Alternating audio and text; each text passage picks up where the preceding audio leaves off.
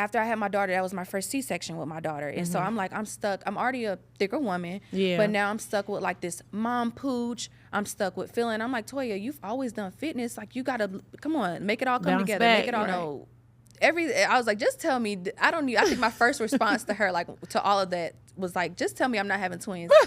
She was like, I don't know. I ain't saying that. In the old days where women used to give birth, sometimes women do die from birth. Yeah. And sometimes, women do pass away from birth in those analytics. So I'm like, back then I was young. I was promoting that real booties matter. A lot of men were following me. And I'm like, my message is not, the message that God is trying to give me is not for men. It's for women. What we do. Girl, you's a boss mom. Baby girl, you so perfect. Girl, you's a boss mom. Making everything worth it. Girl, you's a boss mom. Stand on all of your business. And when it come to investments, and baby girl, you the realest. Girl, you's a boss mom. Never baby girl, up. you so perfect. Girl, you's a boss mom. Making everything worth it. Girl, you's a boss mom. Stand on all of your business. And when it come to investments, and baby girl, you the realest. Hey, it's your girl, Toya Cooper, the Mompreneur Mentor. Welcome to the Boss Mom Huddle, another episode, y'all. We are just getting these moms in, and we are getting these episodes done, y'all. Like, I love it. And today I have another special guest with me. I know I'm going to bring a dope mom to this couch. I have Toya, social media influencer and stay-at-home mom on the couch with me today. What's up, girl? Hi. What's up, boo? Listen, Hello. Toya, she's fly, okay? I'm loving from the skin to the hair to everything. Like, we're going to get into her story because I love her story. Thank you. Welcome. How are you? Thank you. Thank you for having me here. Absolutely. I am doing awesome. Absolutely. Tell our audience about you. Let's jump right into this interview. Okay, so my name is Toya. I was kind of given the name social media influencer because that was kind of like a whole, like the name of it was just like, I had to kind of go with it, but we'll get into that. So social media influencer and stay-at-home mom. I'm 30 years old. I have 4 kids. So I have an 8-year-old, a 3-year-old, and I just had 1-year-old twins. Yes. They doubled me up. Yes. And you can find me on social media.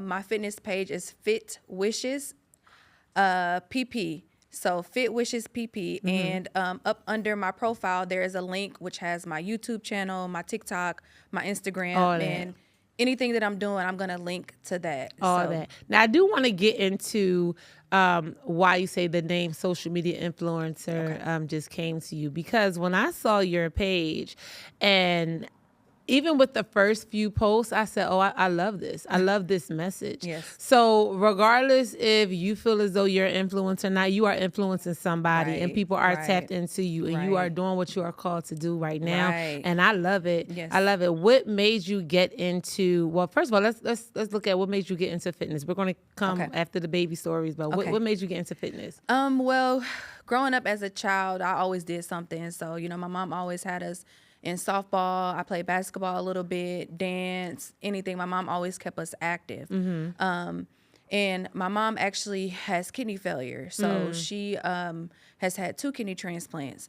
And so I've just always been big on health and taking care of my body and, just making sure that, I could be around, because my mom always said she had prayers that she would be around for her grandkids. Yeah. And I said, I love that, Mom. That's going to be my prayer too. But I was like, wait a minute, Mom, we got to switch up the prayers. Now you got to say you got to be here for your great grandkids. And God's been making that happen for us. So that's what kind of got me into fitness. And then, as I grew older, I just went in different avenues with it. I did work corporate. But in about 2017, I took the entrepreneurship a little bit more serious. I didn't have a choice. I was let go from my corporate job. And by that time, I only had my 1-year-old son. Okay, so what were you doing in corporate America? I was working for AT&T. Okay. I was working at one of their corporate locations in sales. Okay, all right. So they let you go, and then you pursued entrepreneurship. Okay. And what I did with entrepreneurship is I started a clothing brand. Okay. So I was advocating for natural bodies. So my brand, or back then I didn't know it was a brand name, but what was going on all the t-shirts was Real Booties Matter. Yes. And at first, I was like, okay, my now fiance kind of helped me come up with the whole thing because he had his own clothing brand. And so, you know how we be wanting to be kind of just like our men sometimes, Yes. you know, following in their footsteps. He's a little bit older than me. Okay. So, you know, I started that brand. And when I say it took my social media through the roof, like I made a different page for it. I was shipping worldwide. Nice. Where I'm from, the Nice. county I'm from, Gwinnett County. Like I was like living off of, because I was let go from my corporate location. Yeah. So I was like really making a living off of having a clothing brand at Yeah. that time. And that was back around 2017, 2018. Can I pause you for a second? You made a good point, and I don't even know if you made this point. Okay. But you were let go from your job. Yes. And your business scaled because of that pressure of now having to get money.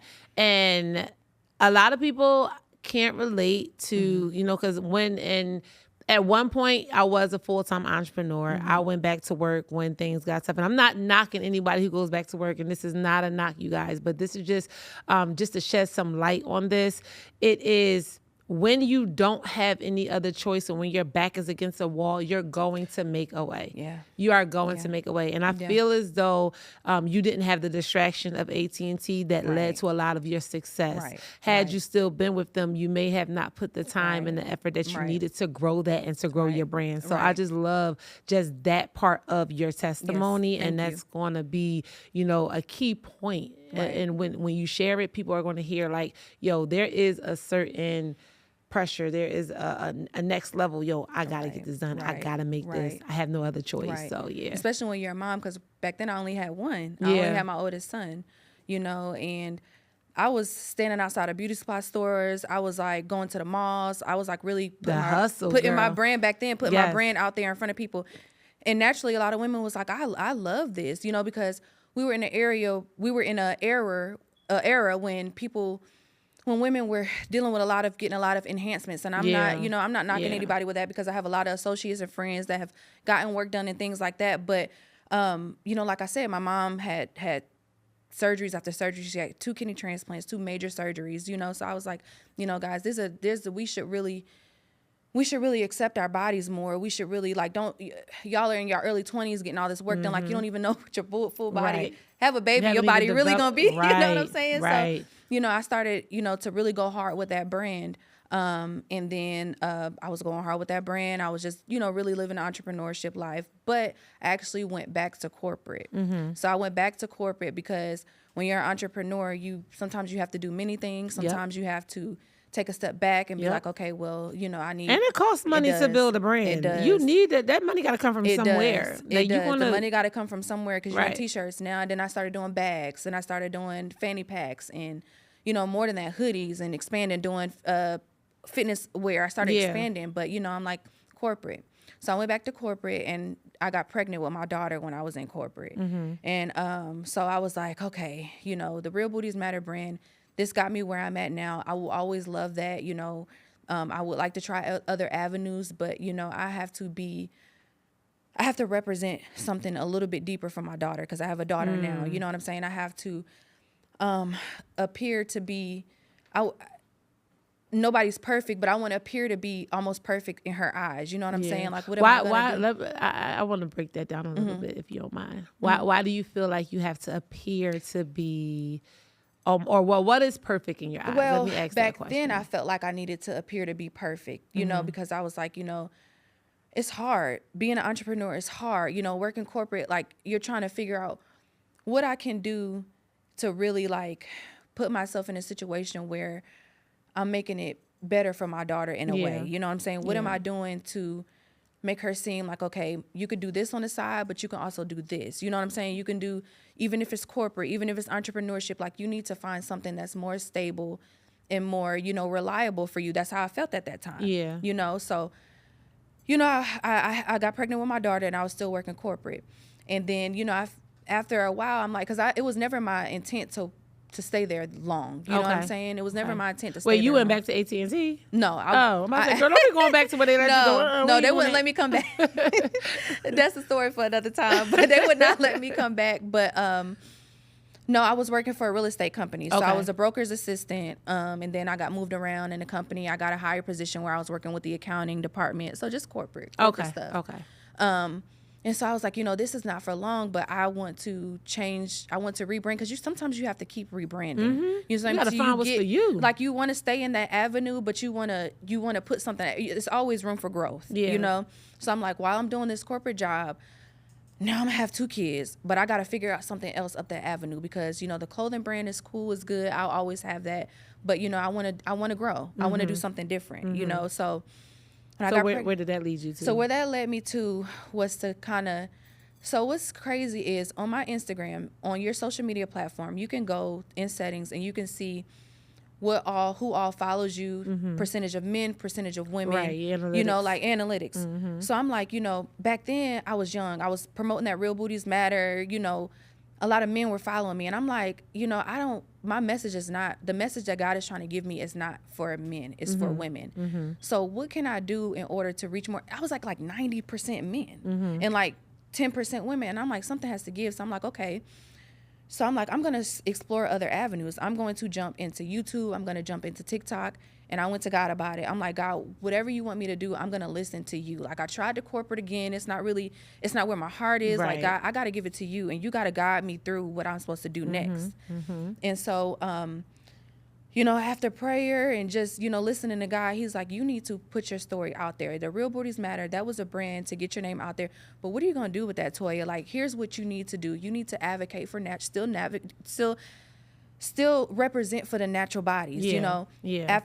After I had my daughter, that was my first C-section with my daughter. And mm-hmm. so I'm like, I'm stuck. I'm already a thicker woman. Yeah. But now I'm stuck with like this mom pooch. I'm stuck with feeling. I'm like, Toya, you've always done fitness. Like, you got to, come on, make it all come together. Back. Make it all right. come together. Right. So I started to get on TikTok. I started to upload series. I started to go live. Your series about what? About just postpartum fitness. Okay. Postpartum fitness. So I started to upload series. I started to just, just get paid off series, get paid off going live with people, having people pay for some live classes, things like that. And so I started doing that. And that's what my story was. I went viral several times for just simple showing moms how you can do these exercises at home, because sometimes when we carry, it's deeper than that. You can't let go of your mom pooch because you're suffering from something called diastasis recti, which I had.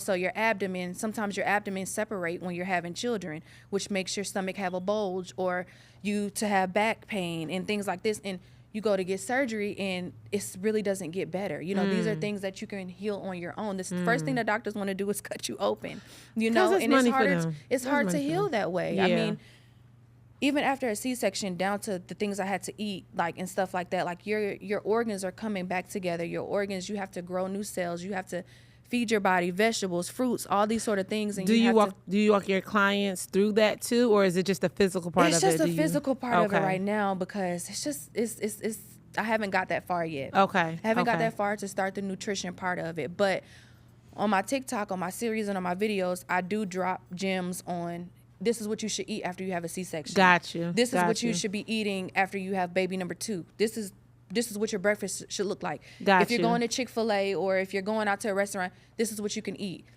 Instead of getting a burger and fry, do the burger and a side of fruit, or do the burger and a salad. So those videos, definitely got the views that it needed to get and reach the women. Because, women, they come to me and they comment like, oh my God, you're helping me. Like, I've been eating like this for and I can literally feel the difference and, things like that. But, that's what I'm putting out there. Mm-hmm. Mm-hmm. So by the time my daughter was 2, I was then told I was going to have twins. Ooh, so I got pregnant. Wait, 2 years old. I wish I was a fly on the wall when you... Not that twins are bad. Listen, I love babies. I love children. But to be young and then have 2 and then, 28. now I got to have 2 at the same time. Like, how was that? Were you scared? Were you nervous? I was scared because another reason why I stay in the fitness lane is my oldest was born at 26 weeks. Okay. So I had him when I was 6 months pregnant. I went into early labor and had him at 6 months. Okay. He was born 2 pounds, 1 ounce. So, he stayed in the NICU for 12 weeks. So, when I had my daughter, I had to have a surgical procedure done called a cerclage, where they stitch up your cervix. Okay. So you won't go into preterm labor again. Okay. So, I'm just having all of these medical, things done with me and stuff like that. So when I had the twins, I'm a twin, so I have a fraternal twin sister. We're not identical, but I have a fraternal twin sister. And, you know, I knew it was bound with twins running Somebody our family. was gonna and have I it. always I never really shared this with too many people, just like 2 people noticed because it's just like crazy for me. But I always had a feeling like that I was going to be the one that had multiple children. Even though I only wanted a boy and a girl, I always had that feeling. And I kind of had a feeling when I was pregnant with twins, like, Toya, I know you ain't about to have no twins. Like, that's what I was like. I had what do you mean you had a feeling? Like, how does it, like, was it a gut feeling or did you feel it like was a gut physically feeling. different? It was a gut feeling at first. It was a gut feeling at first. And so when I went to the doctor and I was laying down and a ultrasound tech was like, okay. And she was like, so you know how they ask you, how far are you? When's your last cycle? You know? And I'm like, you know, I was like, just tell me. I think my first response to her, like, to all of that was like, just tell me I'm not having twins. She was like, I don't know. I see too.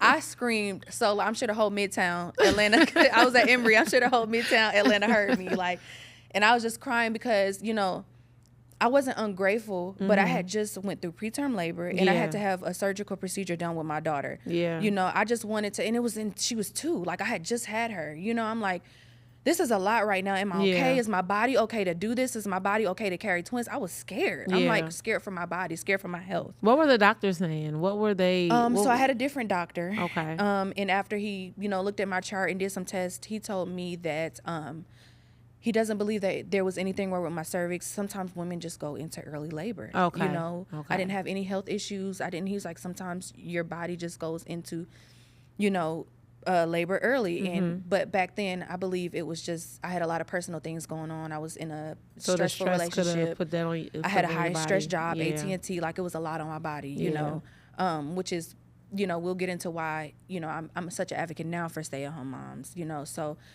I got pregnant with my twins and I'm just like, thankfully my fiance was just like, you know, babe, they were telling me, you're going to have to take it easy. You're not going to be able to stay active. You're not going to be able to do this. So we decided that, you know, I'm about to be a stay-at-home mom. Like, I need to really focus on being pregnant right now. I'm carrying twins. I love that, how supportive he was. Yes. It was hard. Hey, Boss Moms. It's your girl, Toya Cooper, the Mompreneur Mentor. And I have recently opened up booking slots for our Mompreneur Mentorship. So if you want to join, and yes, this is a free mentorship.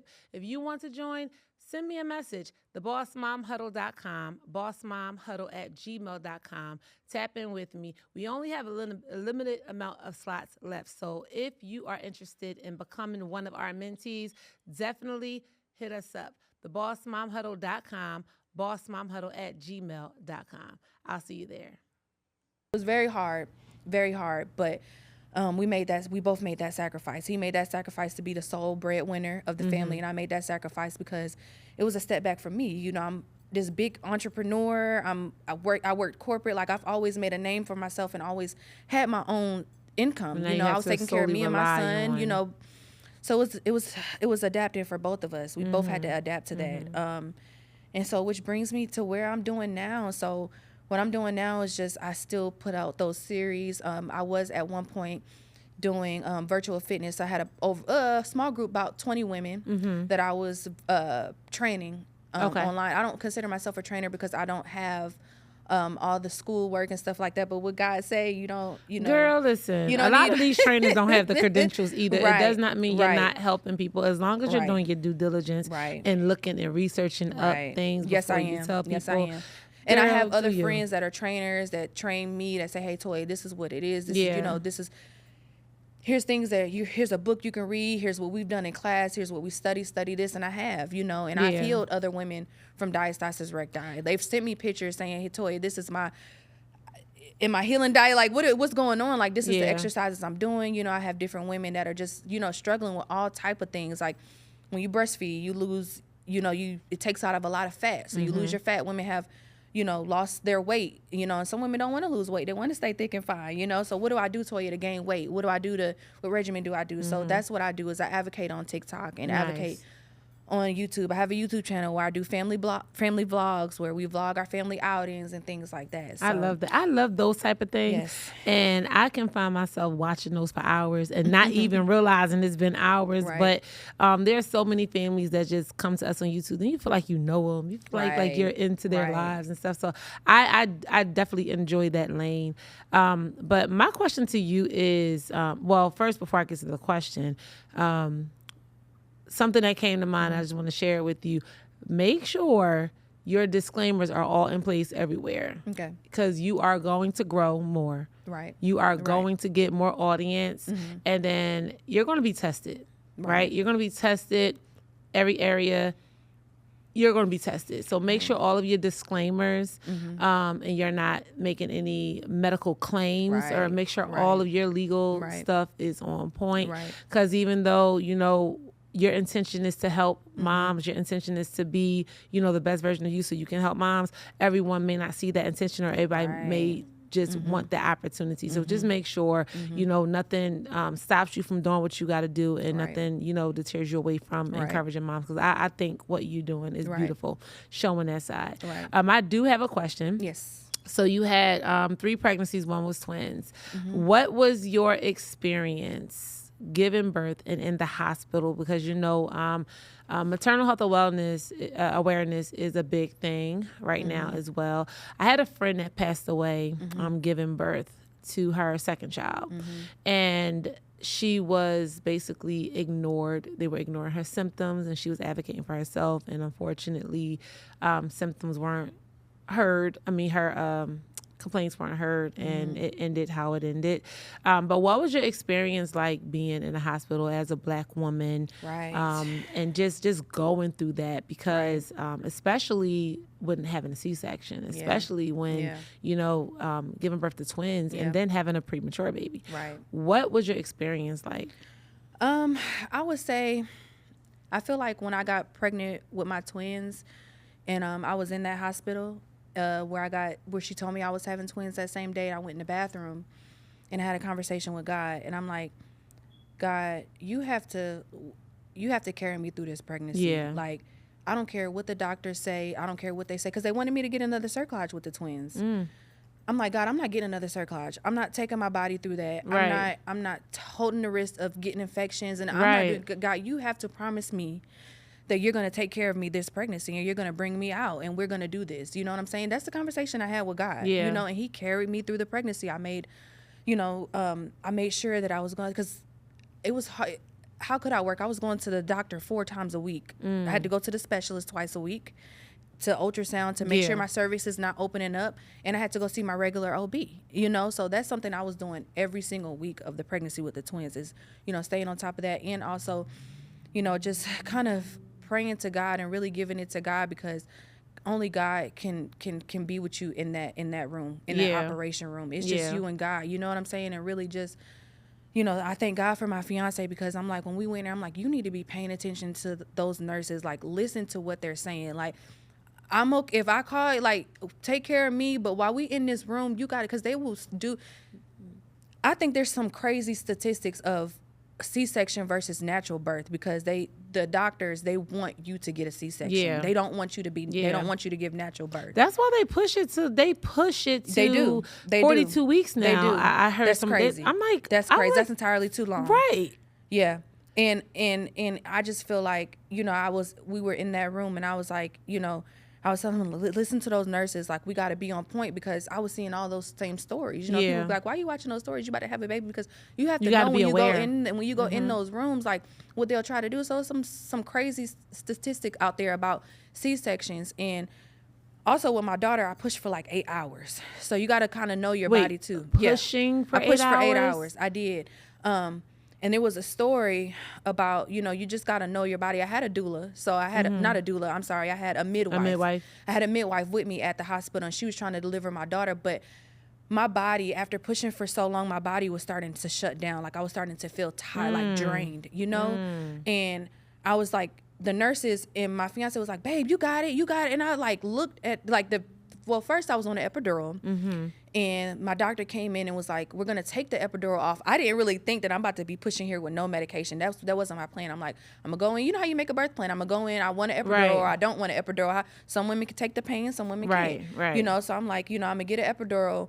And I'm like, that's what it is. And my doctor, I appreciate him for and my midwife for kind of like trying to push me to where they feel like this is your birth plan. You said you wanted to push. You said you want epidural.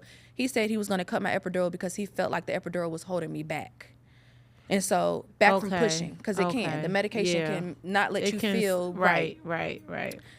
So I started pushing without the epidural, and it was painful. I had already been pushing for like 6 hours. And so for 2 hours pushing with no epidural, my body started to shut down. And that's when I looked over at my fiance and the nurses, and I said, I can't do it no more. Everybody's like, you could do it. That's what they're there to do, right? And I looked over at my doctor, and I said, I screamed. I said, you had to be your own advocate. At the top of my lungs, I said, I can't do it. Right. So the doctor looked at me. He was like, well, let's pack up. Go ahead and get the C-section started, And but had you continued to push and do what they said, like, your body, your limits. I mean, we don't even want to imagine. And when you go back to, back in the old days where women used to give birth, sometimes women do die from birth.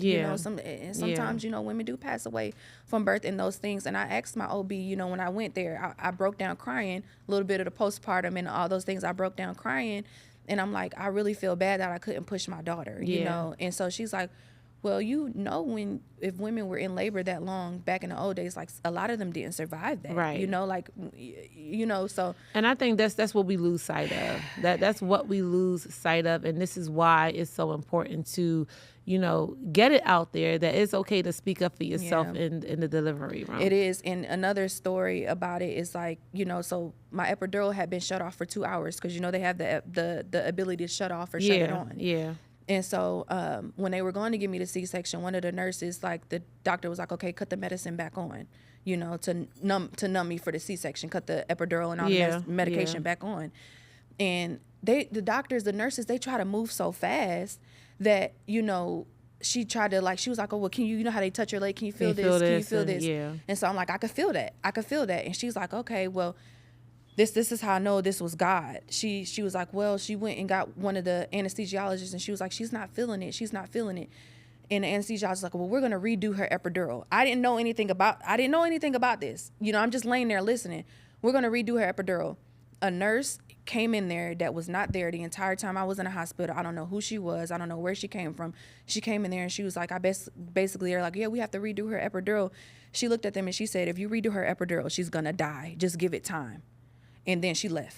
I never seen her again. Wow. She was an angel. And I was like, that was an angel. And then when they said that, me and my fiance was like looking at each other, and we were like, we both crying legit, and things like that, it was an angel. That was a legit it was God. Angel. And so, that's why I'm like, you got to listen to what, and you just really have to have God by your side and God to know that this is and what he, is destined he carries for me. you through that pregnancy. And this is what you promised me. Yep. This is what you promised me. Yo, I just got chills from this conversation, and I'm getting the signal we got to wrap up, and I just, oh my gosh, like, girl, we got to invite you back because I feel like it's so much. Or maybe what we can do is we can invite you on for one of our Tap In Tuesdays. We go live every Tuesday, 7 p.m. and invite you on Tap In Tuesday because I feel like it's so much more digging that I want to do into your story. And it is just like, I truthfully didn't think that our conversation was going to go down this route, but I'm glad it did because it touched on a lot of things, being an advocate for yourself in the delivery room. Yes. But real quick, where can people find you? What are your social medias? Okay, my fitness social media page is Fit Wishes. That's Fit Wishes PP. And up under that, my profile, there's a Linktree link. And you can click on that. You can find all my socials. You can find my YouTube channel. You can find my TikTok. You can find my Facebook. I have a Facebook group for moms, and my personal Instagram. Nice. So make sure y'all tap in with Miss Toya. Yo, if you have questions, I'm going to open up your DM too. Yes. I always volunteer everybody's DM. If y'all have any questions or just about anything, if you're feeling guilty or feeling down or not yourself, if you are a stay-at-home mom, because it's so easy to lose your identity through that as well. Going from independency, and not saying you're not independent, but going in a mindset of I was doing everything by myself, and now I'm solely leaning on this person or another person. I mean, it can be a bit of an adjustment, and just to lean in, ask for advice, talk to Toya, follow her social medias, and just get inspired. Yes. It's very inspiring, especially when she get into her postpartum, not postpartum, what is it called after the C-section? Am I saying it right? It's like postpartum It's like healing, postpartum healing. postnatal healing, postnatal. Postnatal. Okay, I wanted to make sure I'm saying it right. Just to get into that journey. I found it so interesting. And y'all, she has the beautiful children up on her social media as well. But yeah, that's all we have for today. Make sure you like, share, and subscribe. Comment the word baby down below. And we may give we will give a giveaway for somebody who comment the word baby. That just came to me right now, and I feel like just doing a giveaway. So if you comment the word baby, we will select someone to give some Boss Mom swag to. Our store is open. You can get some mugs, you can get t-shirts, you can get mouse pads. We're getting some sweatshirts and hoodies to our merch store. So make sure you tap into that. And also follow us on Instagram at the Boss Mom Huddle, and tap in every single Tuesday with us live, 7 p.m., where we're going to get Miss Toya back because there's some more to her story. Okay. Well, I do appreciate you for joining me. Thank you for having me. I appreciate everyone for listening to the Boss Mom Huddle or watching it on YouTube. Until next time, y'all, stay blessed. I love y'all, and always huddle up.